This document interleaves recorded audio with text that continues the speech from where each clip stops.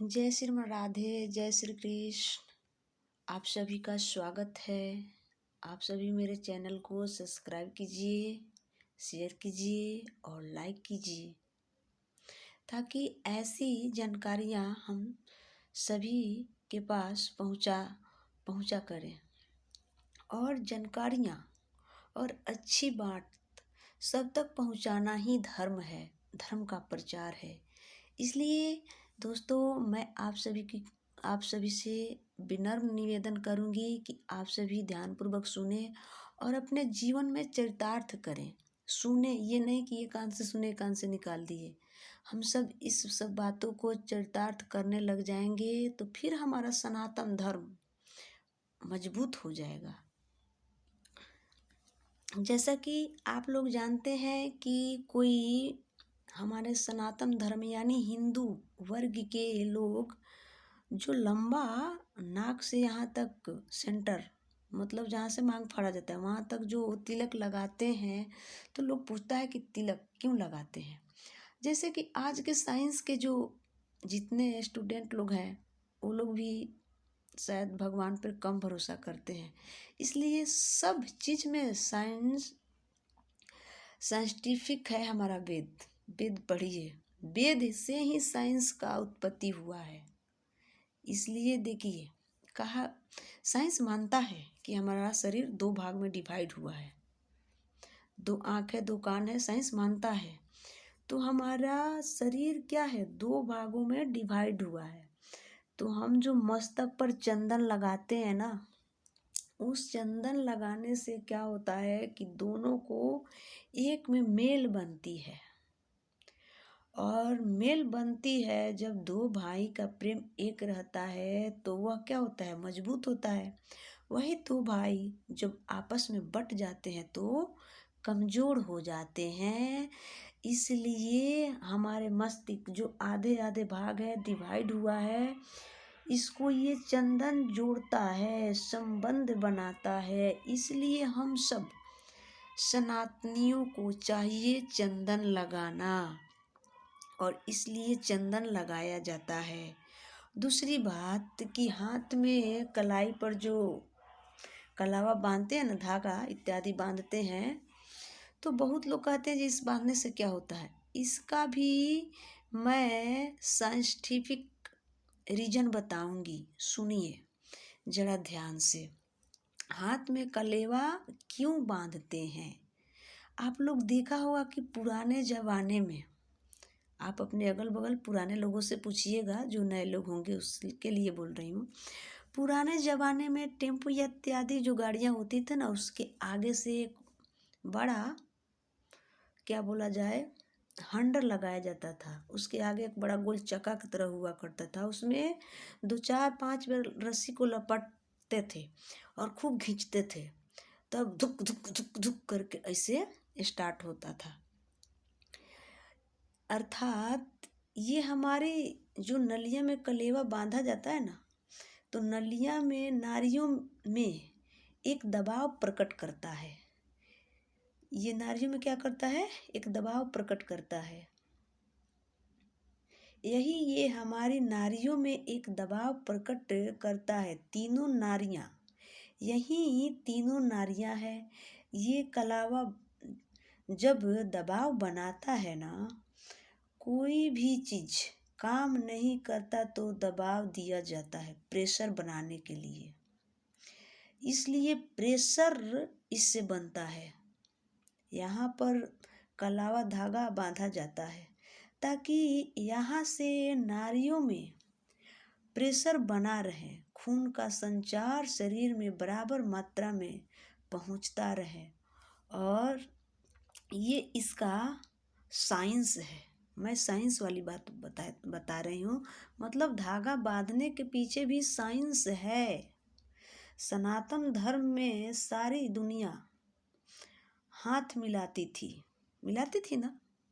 ये तो आप सभी के सामने का बात है। हम जब बराबर वालों से मिलते तो क्या करते, हाय हेलो हाय। लेकिन कोरोना के बाद सब लोग ने हेलो हाय करना छोड़ दिया और नमस्कार करने लगे। क्योंकि हमारे सनातन धर्म में हेलो हाय करने की परंपरा नहीं है, नमस्कार करने की ही परंपरा है। इसलिए हम लोग जो प्रकृति से उल्टा करते हैं ना, तो प्रकृति अपने तरफ खींच ही लेती है, चाहे जिस प्रकार से खींचे। नमस्कार करते थे या राम राम बोलते थे, जो आज दुनिया अपना रही है और हमारे यहाँ पहले से रही है। इसलिए हर चीज़ का एक साइंस है। कोरोना ने सिखा दिया नमस्कार दूर से ही करो, पैर मत छू, पता ना उसके अंदर क्या है क्या नहीं है।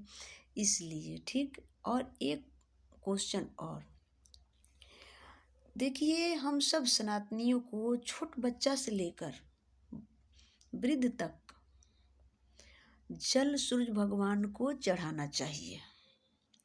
और इसके पीछे जो साइंटिफिक है, मैं वह रीज़न आप सभी को बताऊंगी। सुनिएगा ज़रा ध्यान से। बहुत लोग हैं कहते हैं कि हम भगवान को नहीं मानते। भाई नहीं मानोगे तो कर लो, कर क्या लोगे भगवान को? लेकिन भगवान तो हम सबको कर लेंगे, जो चाहे वो कर लेंगे। हमारे यहाँ सूर्य को जल चढ़ाया जाता है। क्यों चढ़ाया जाता है? उसका भी बहुत बड़ा साइंस है। पहला साइंस यह है कि सूर्य के प्रकाश में जल चढ़ाने के बहाने आपको विटामिन डी मिल जाएगा, जो कि कॉमन है। जब आप सूर्य भगवान को जल चढ़ाते हो, सूर्य की किरणें उस पानी से धार से जब टकराती है ना, तो इंद्रधनुष तैयारी होती है।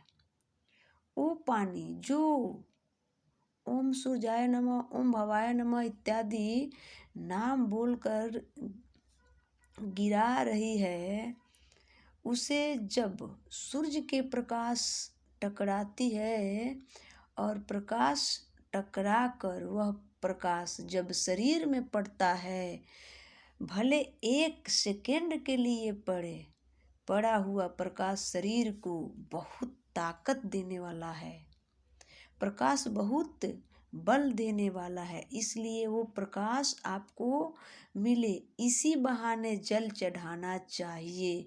पाप पुण्य की बात अलग है, छोड़ो, पर साइंस की नज़र से देखा जाए तो इससे ये फायदा है। ठीक है। और एक बात और, मैं ये नहीं कहती कि पढ़ाई लिखाई छोड़कर कोई भगवान का पूजा करने लग जाए, भगवान की चिंतन करने लग जाए, नहीं, इस बिल्कुल नहीं। बस भगवान सूर्य की परिक्रमा कीजिए, जल चढ़ाइए और एक्सरसाइज इत्यादि तो करना ही चाहिए हम सबको, अपने शरीर को स्वस्थ रखने के लिए। और एक बात और है कि देखिए, अंग्रेजी हमारे भारत के छोट बच्चा बोल लेता है, लेकिन संस्कृत नहीं बोलेगा कोई। हिंदी शुद्ध अमेरिका, चीन, जापान इत्यादि लोग नहीं बोल सकते, चाऊ माऊ जाऊँ बोलेंगे। देखिए, सुपर कंप्यूटर आने वाला है जिसमें संस्कृत होगा, खाली अंग्रेजी नहीं होगा, संस्कृत नहीं होगा। तो फिर साइंस किधर मुड़ रहा है, किधर से उसको एनर्जी मिल रही है? वेद से ना। इसलिए मैं कहूँगी कि वेद को 2 मिनट टाइम मिले, 1 मिनट टाइम मिले, सुनिए। पढ़ने का टाइम नहीं है, ठीक है, बस सुन लीजिए और बस हृदय में भगवान पर भरोसा और चिंतन रखिए और लग्न से पढ़ाई कीजिए। अपने चरित्र को बचा कर रखिए। मेरे भाई मेरे बहनों, मेरा कर जोड़ कर निवेदन है कि अपने चरित्र को बचा कर रखिए। किसी लड़की और किसी लड़के के जाल में ना फंसा कीजिए। बस इतना बचा कर रखेंगे ना, तो भगवान के नज़र में ऊंचा रहेंगे हम सब। और जब भगवान के नज़र में हम सब ऊंचा रहते हैं, तो कोई भी हमारा बाल बक्का नहीं कर सकता है। इसके आगे मैं कल और ऐसी जानकारियाँ बताऊंगी। बस आज के लिए इतना ही। जय श्री कृष्ण, जय श्री राधे। दोस्तों, आप सब मेरे वीडियो को शेयर कीजिएगा और सब्सक्राइब कीजिएगा। जय श्रीमान।